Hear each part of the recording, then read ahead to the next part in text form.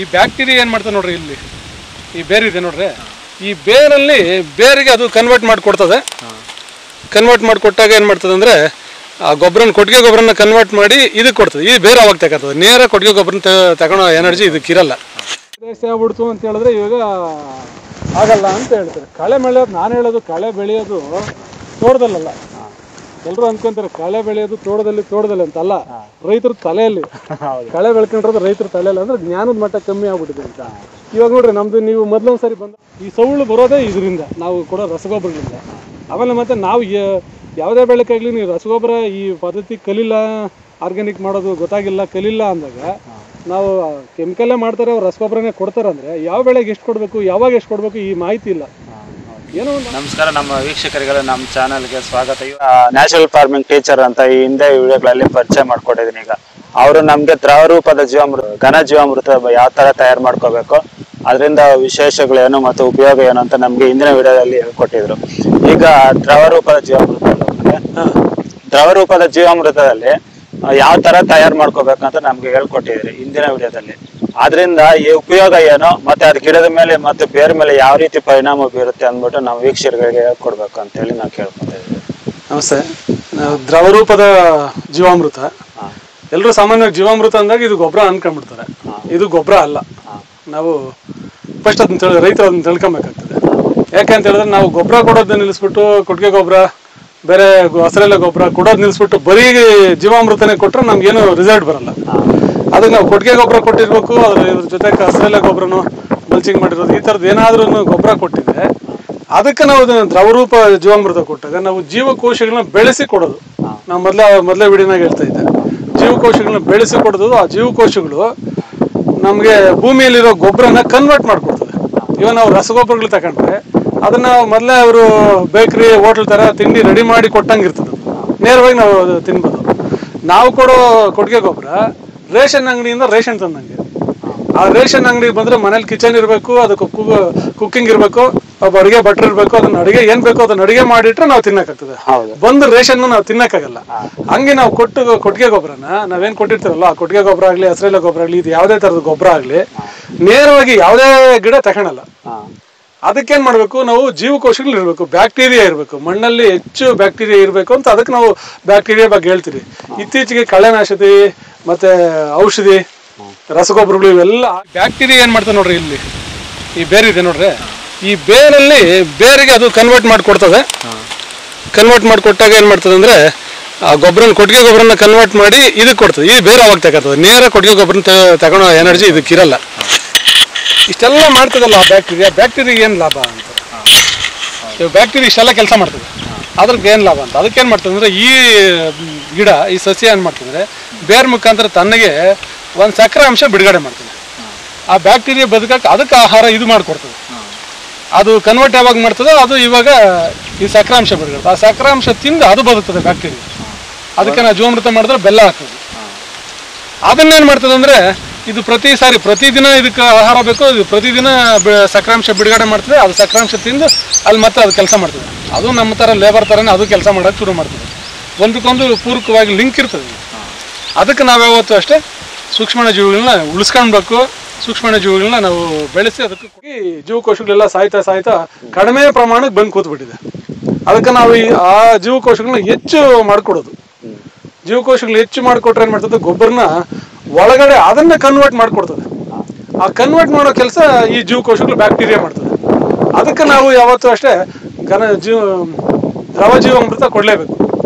ಪ್ರತಿ ಸಾರಿ ವಾರಕ್ಕೊಂದ್ಸಾರಿ, 15 ದಿವಸಕ್ಕೊಂದ್ಸಾರಿ ನಾವು ದ್ರವ ಜೀವಾಮೃತ ಕೊಡ್ತಿದ್ರೆ ಹೆಚ್ಚಾಗಿ ಹೋಗ್ತಿರ್ತದೆ. ಅದ್ರ ಜೊತೆಗೆ ನಾವು ಕೊಡೋವಾಗ ಏನು ಮಾಡಬೇಕು ಅಂದರೆ ಮಲ್ಚಿಂಗ್ ಮಾಡಬೇಕು. ಮಲ್ಚಿಂಗ್ ತುಂಬ ಇಂಪಾರ್ಟೆಂಟು.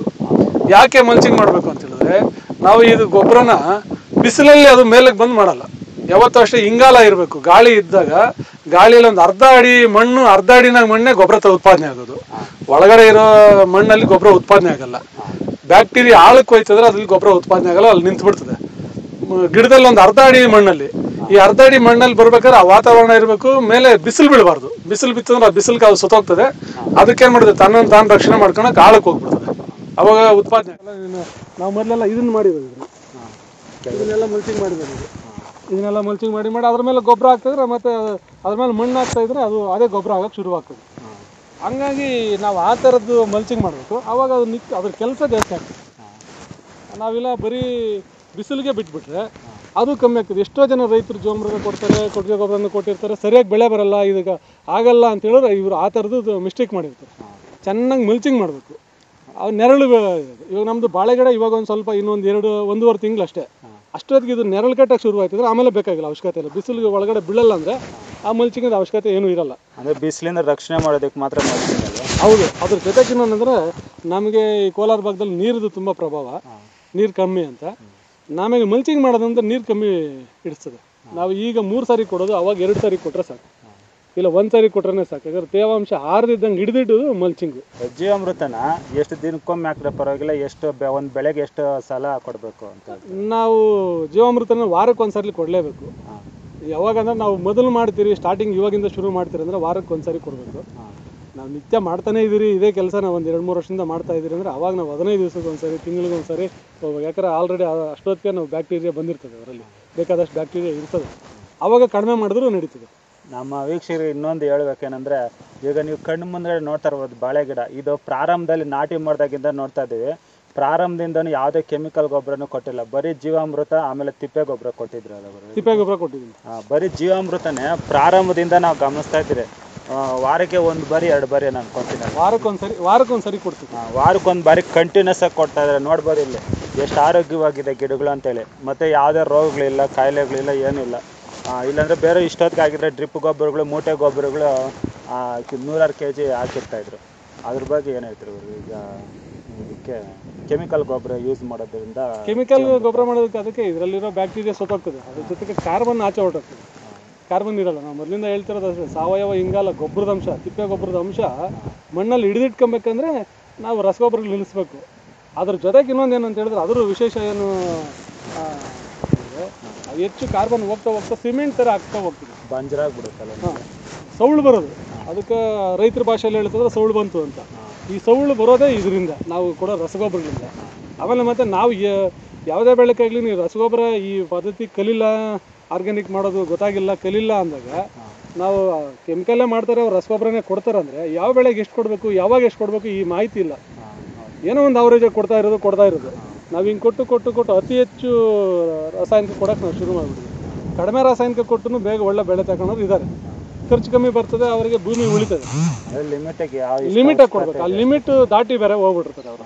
ನಾವು ಅದೆಲ್ಲ ಬೇಕಾಗೇ ಇಲ್ಲ ಅಂತೇಳಿ ಇವಾಗ ರಸಗೊಬ್ಬರ ಏನು ಕೆಲಸ ಮಾಡ್ತೀರಲ್ವಾ, ತಿಪ್ಪೆ ಗೊಬ್ಬರ ಕೊಟ್ಟಿದ್ರಿ, ತಿಪ್ಪೆ ಗೊಬ್ಬರಕ್ಕೆ ನಾವು ಯಾವಾಗ ದ್ರವ ಜೀವಾಮೃತ ಕೊಟ್ಟಿದ್ರಿ ಅಂದರೆ ನಿಮಗೆ DAP ಏನು ಕೆಲಸ ಮಾಡ್ತದೆ ಅದೇ ಕೆಲಸ ಮಾಡ್ತೀವಿ. ಅದ್ರ ಜೊತೆಗೆ ನಾವು ಘನಜೀವಾಮೃತ ಮಾಡೋದು ಹೇಳ್ಕೊಟ್ಟಿದ್ದಿಲ್ಲ. ಘನಜೀವಾಮೃತ ಈಗ ಮಾಡಿದ್ದೀನಿ, ನಮ್ಮ ಹತ್ರ ಒಂದು 700-800 kg ಐತೆ. ಇನ್ನೊಂದು ಸಾರಿ ಮಾಡಿ ಒಂದೊಂದು ಗಿಡಕ್ಕೆ 1 kg ನಾವು ಕೊಟ್ಬಿಡ್ತೀವಿ. ಆವಾಗ ನಮಗೆ ಸೇಮ್ ಅದು ನಾವು DAP ಹಾಕಿದಂಗೆ ಇರ್ತದೆ. ಅತಿ ಹೆಚ್ಚು ಕೆಲಸ ಮಾಡೋಕ್ಕೆ ಶುರು ಮಾಡ್ತದೆ. ಅದ್ರ ಜೊತೆಗೆ ನಾವು ಇವಾಗ ಆ ಮಲ್ಚಿಂಗ್ದು ಹೇಳ್ತಾ ಇದ್ನಲ್ಲ, ಈ ಮಲ್ಚಿಂಗ್ ಮಾಡೋದ್ರಿಂದ ಮತ್ತು ಅದೇ ಗೊಬ್ಬರ ನಮಗೆ, ನಾವು ಮಲ್ಚಿಂಗೇ ಇನ್ನೊಂದ್ಸರಿ ಗೊಬ್ಬರ ಆಗ್ಬಿಡ್ತೀವಿ. ನಾವು ಅದ್ರ ಮೇಲೆ ನೀರು ಹಾಕ್ತಾ ಇರ್ತೀರಿ, ಮತ್ತು ಜೀವಾಮೃತ ಹಾಕ್ತಾ ಇರ್ತೀರಿ, ಅದು ಗೊಬ್ಬರ ಆಗೋಕ್ಕೆ ಶುರುವಾಗ್ತದೆ. ಈ ಥರ ಪದ್ಧತಿ ಮಾಡೋಕ್ಕೆ ಶುರು ಮಾಡಿದಾಗ ನಮಗೆ ಅತಿ ಹೆಚ್ಚು ಗೊಬ್ಬರದ ಅವಶ್ಯಕತೆ, ಇನ್ನೊಂದು ಬೆಳೆಗೆ ಅವಶ್ಯಕತೆ ಕಮ್ಮಿ ಬರ್ತದೆ. ನಾವು ಇಷ್ಟೊಂದು ತಿಪ್ಪೆ ಕೊಟ್ಟಿಗೆ ಗೊಬ್ಬರ ಕೊಡೋ ಅವಶ್ಯಕತೆ ಇರಲ್ಲ. ನಾವು ಫಸ್ಟ್ ಇದನ್ನು ನಾವು ತಿಳ್ಕೊಬೇಕಾಗಿರೋದು. ಮತ್ತು ಅದ್ರ ಜೊತೆಗೆ ಕಳೆನಾಶಕ ಸಿಂಪಡಣೆ ಮಾಡ್ತೀವಿ. ಕಳೆನಾಶಕ ಅಂದರೆ ಅದು ಕಳೆನೇ ಮಾಡಿಸಿಲ್ಲ ಅಂದರೆ ನಿಮಗೆ ಬೆಳೆನೂ ಸರಿಯಾಗಲ್ಲ. ಜೀವಕೋಶನ ಸಾಯಿಸ್ತದೆ, ಒಳಗಡೆ ಇರೋ ಸೂಕ್ಷ್ಮಾಣು ಜೀವಿಗಳನ್ನ ನಾಶ ಮಾಡ್ತದೆ. ಕಳೆ ತುಂಬ ಜಾಸ್ತಿ ಆಗ್ಬಿಟ್ರೆ ಬೆಳೆನೂ ಆಗೋದಿಲ್ಲ ಅಂತ ಹೊಡಿತಾರಲ್ಲ. ಕಳೆ ಜಾಸ್ತಿ ಆಗ್ಬಿಡ್ತು ಅಂತ ಹೇಳಿದ್ರೆ ಇವಾಗ ಆಗಲ್ಲ ಅಂತ ಹೇಳ್ತಾರೆ. ಕಳೆ ಬೆಳೆಯೋದು, ನಾನು ಹೇಳೋದು ಕಳೆ ಬೆಳೆಯೋದು ತೋಟದಲ್ಲ. ಎಲ್ಲರೂ ಅಂದ್ಕೊಂತಾರೆ ಕಳೆ ಬೆಳೆಯೋದು ತೋಟದಲ್ಲಿ ಅಂತಲ್ಲ, ರೈತರ ತಲೆಯಲ್ಲಿ. ಕಳೆ ಬೆಳ್ಕೊಂಡಿರೋದು ರೈತರ ತಲೆಯಲ್ಲಿ. ಅಂದರೆ ಜ್ಞಾನದ ಮಟ್ಟ ಕಮ್ಮಿ ಆಗ್ಬಿಟ್ಟಿದೆ ಅಂತ. ಇವಾಗ ನೋಡ್ರಿ, ನಮ್ದು ನೀವು ಮೊದಲೊಂದು ಸಾರಿ ಬಂದಾಗ ಗಿಡ ಕಾಣಿಸ್ತಾನೆ ಇಲ್ಲ, ಅಷ್ಟೊಂದು ಕಳೆ ಇತ್ತು. ನಾವು ಅದನ್ನೇ ಏನು ಮಾಡಿದ್ರಿ, ಆಳುಗಳಿಟ್ಟು ಎಲ್ಲ ತೆಗೆದು ಉಡ್ಡೆ ಹಾಕ್ಬಿಟ್ರಿ, ಅದು ಗೊಬ್ಬರ ಆಗೈತೆ. ಇದನ್ನು ನಮಗೇನು ಆಗಿಲ್ಲ. ಇವಾಗ ಆ ಥರ ಒಂದು 2 ಸಾರಿ ಮಾಡಿದ್ರಿ, ಇನ್ನೊಂದು ಸಾರಿ ಮಾಡ್ಬೇಕಷ್ಟೇ. ನಾವು ಇನ್ನೂ ಸಾಲು ಮಾಡಬೇಕು, ಮಣ್ಣು ಹಾಕಬೇಕು, ಬೆಡ್ ಹಾಕ್ತೀರಿ. ಆ ಬೆಡ್ಡಾಗ ಕಳೆನೂ ಗೊಬ್ಬರ ಆಗಿ ಹೋಗ್ಬೇಕು. ಅದ್ರ ಜೊತೆಗೆ ಕಳೆ ಆರೋಗ್ಯವಾಗಿ ಬೆಳೀತದೆ. ಕಳೆಗೆ ಯಾವುದೇ ಥರದ ರೋಗ ಬರಲ್ಲ, ಅದ್ರ ಕೀಟ ಬಾಧೆನೂ ಕಮ್ಮಿ. ನಾವು ಈ ಕಳೆನ ಸ್ವಲ್ಪ ಬೆಳೆಯಕ್ಕೆ ಬಿಟ್ಟರೆ ಬೆಳೆಗೂ ಆ ಥರದ್ದು ಗುಣ ಬರ್ತದೆ. ಹಂಗಾಗಿ ನಾವೇನು ಮಾಡಬೇಕು, ಕಳೆ ಒಂದು ಸ್ವಲ್ಪ ಬೆಳೆಸ್ಕೊಳಕ್ಕೆ ಶುರು ಮಾಡ್ಬೇಕು. ನೋಡ್ರಿ, ಮತ್ತು ಇದು ಇನ್ನೊಂದೇನು ರೈತರಿಗೆ ಒಂದು ಪ್ರಾಬ್ಲಮ್ ಅಂತ ಹೇಳಿದ್ರೆ, ಇಲ್ಲಿ ನೋಡ್ತೀವಿ ಅಲ್ಲ ನಮ್ಮದ್ರಲ್ಲಿ ತುಂಗಿ ಜಾಸ್ತಿ. ನಮ್ಮ ಕಡೆ ತುಂಗಿ ಅಂತ ಹೇಳ್ತೀರಿ, ಇನ್ನೊಂದು ಕಡೆ ಬೇರೆ ಬೇರೆ ಹೆಸರು ಹೇಳ್ತಾರೆ ಅದಕ್ಕೆ. ಅತಿ ಹೆಚ್ಚು ತುಂಗಿ ಇದೆ. ಇದರಲ್ಲಿ ನಾವು ಇವಾಗ ಕ್ಯಾರೆಟು ಆಗಲಿ, ಸೊಪ್ಪುಗಳಾಗಲಿ, ಆಲೂಗಡ್ಡೆ, ಕ್ಯಾಪ್ಸಿಕಮ್ ಬೆಳೆಯೋದು ಕಷ್ಟ. ಅದಕ್ಕೆ ನಾವೇನು ಮಾಡ್ತೀವಿ, ಯಾವಾಗ ತುಂಗಿ ಜಾಸ್ತಿ ಆಗ್ತದೋ ಜಾಸ್ತಿ ಆದಾಗ ಏನು ಮಾಡ್ತೀರಿ, ಭಾಳ ಬೆಳೆ ಶುರು ಮಾಡ್ತೀವಿ. ನಾನು ಒಂದ್ಸರಿ ಮಾಡಿದ್ರೆ 3-4 ಕ್ರಾಪ್ ಮಾಡ್ತೀವಿ. 3-4 ವರ್ಷ ಏನು ಮಾಡ್ತದೆ ಅಂದರೆ ಇದು ಪೂರ್ತಿ ನೆರಳು ಕಟ್ಟಿರೋದ್ರಿಂದ ನೆರಳಲ್ಲಿ ಇದು ಬೆಳೆಯಲ್ಲ, ಹೋಗ್ಬಿಡುತ್ತೆ, ಸಂಪೂರ್ಣ ನಾಶ ಆಗ್ಬಿಡ್ತದೆ. ಮತ್ತು ನಾವು ಬಾಳೆ ತೆಗೆದ್ರೂ ಆ ಥರದ ಬೆಳೆ ಬೆಳಿತೀವಿ. ಮತ್ತು ಈ ಟ್ಯಾಕ್ಟ್ರ್ ನ್ಯಾಚುರಲ್ ಫಾರ್ಮಿಂಗ್ ಟೀಚರ್ ಅಂತ ನಾಗರಾಜ್ ಸರ್ ಅಂತೇಳಿ ಅವರು ಎಷ್ಟು ಚೆನ್ನಾಗಿ ನಮ್ಮ ವೀಕ್ಷಕರಿಗೆ ಚೆನ್ನಾಗಿ ವಿವರಣೆಯನ್ನು ಮಾಡ್ಕೊಟ್ಟಿದ್ದಾರೆ. ಈಗಿನ ಕೃಷಿ ಕ್ಷೇತ್ರ ಯಾವ ಕಡೆ ಹೋಗ್ತಾ ಇದೆ ಅನ್ನೋದನ್ನ ಮತ್ತೆ ಅದನ್ನ ದಿಕ್ಕು ಯಾವ ಕಡೆ ಬದಲಾಯಿಸಬೇಕು ಅಂತೇಳಿ ನಮಗೆ ನೇರವಾಗಿ ಮತ್ತು ಸ್ಪಷ್ಟವಾಗಿ ಹೇಳ್ಕೊಟ್ಟಿದ್ದಾರೆ. ಅವರಿಗೆ ನಮ್ಮ ಚಾನಲ್ ವೀಕ್ಷಕರ ಕಡೆಯಿಂದ ಧನ್ಯವಾದಗಳು.